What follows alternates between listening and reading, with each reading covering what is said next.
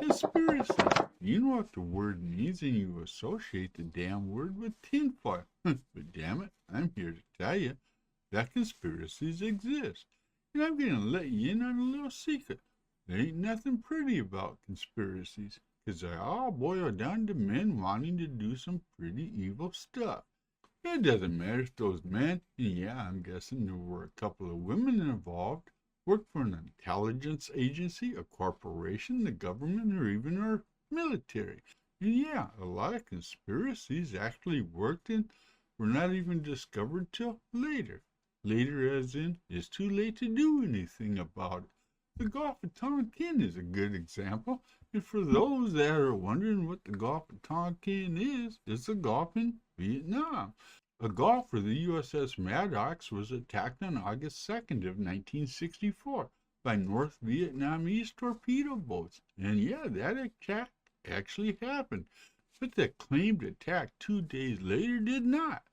And it was a report of that second attack that moved Congress to give Lyndon Johnson brand new presidential powers, which he used to drastically enlarge the Vietnam War.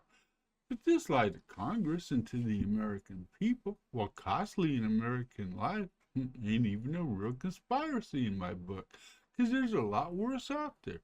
But of course, a conspiracy is still a conspiracy. Operation Northwood never happened because thankfully somebody came to their senses, but the fact that shooting down a civilian airliner full of Americans just to blame Castro, while unbelievable as it is, Operation Northwoods was a consideration. And yeah, one can only guess as to the conspiracies out there that we haven't heard about, because some of the ones we have heard about are weird, scary, and just odd. Like Project MK Ultra, which was a CIA-run experiment on American and Canadian citizens. You know, people like you and me, to figure out how they could control minds. That's right, the CIA wanted to learn how to control minds. But no, please no, it wasn't just our trusted intelligence agencies that conspired against the people they were supposed to serve, because our vaulted public health service inoculated 400 men with syphilis starting back in 1932.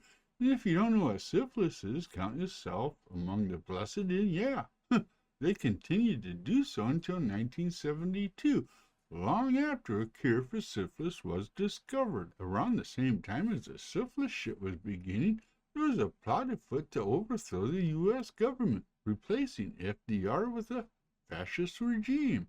Now, I'm not drawing any comparison to today's government, but just under 100 years ago, a group of super rich businessmen came up with a plot to get rid of FDR, known as a business plot, or better, the Wall Street Putsch. This conspiracy revolved around replacing FDR back in 1934, replacing him with a retired Marine Corps general, one who, when he was approached to serve as FDR's replacement, ran straight to FDR and spilled the beans. But that was, of course, back in the day when we had real true generals that believed in our democracy. So you know some of the wealthy names associated with this conspiracy? J.P. Morgan, the DuPonts, and Prescott Bush.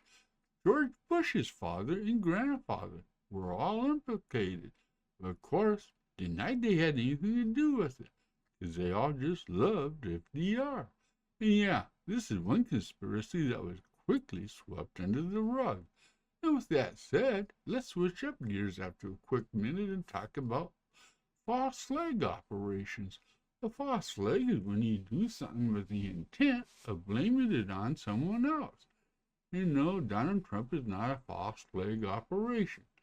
And yeah, he does blame his shit on everybody else. Operation Northwoods, which I mentioned earlier, is an example of a false flag operation, and if you're wondering where the term comes from, it's derived from the tactics of pirates who would fly a friendly flag just to get close to their victims before the attack.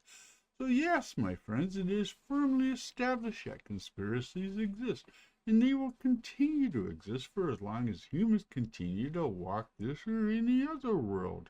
And the reason conspiracies exist are numerous and include a need for control, and even belonging.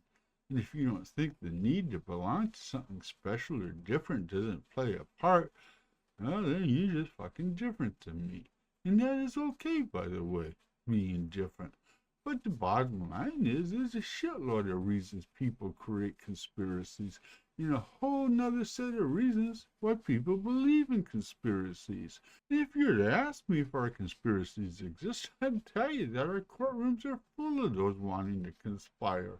And that is because every crime begins with conspiracy to commit the damn crime. Enjoy, my deluded ones. Yes, my friends, anybody that knows me will tell you that I am into conspiracies. Okay, I'm not into conspiracies. I mean, I don't believe the earth is flat, and I do believe that we actually did land on the moon.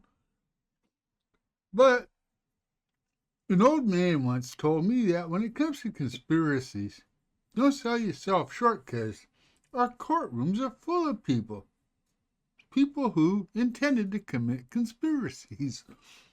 And that's true, isn't it? It is true. Every crime starts with a conspiracy to commit the crime. And yeah, there are much bigger conspiracies out there. And yeah, unfortunately, we don't know about them. We don't learn about them till after the fact, which is a shame. I'm just saying. But man, something like Operation Northwoods, who would fucking think to blow up an airplane full of American citizens, or anybody for that, just to blame it on somebody else? Man, the evil that is in a man's heart. And in this case, it'd take a couple of men to do it, to plan it, to plot it. Makes you wonder about the viability of our species, doesn't it? It does me, and with that, I'm just going to say goodbye. Because this is not, to me, it's not a pleasant topic. I mean, it doesn't say much for about some of us, does it? I'll leave it at that. Have a good day, my friends. Yeah. And if you're going to conspire about anything, get together with friends and conspire to make me rich and famous with a lot of YouTube, you know what I'm saying? I don't know. Just go watch my videos. That's all I'm saying. That's what I wanted to say. Nothing about being rich, nothing about being famous. Just go watch my videos. And I'm out of here.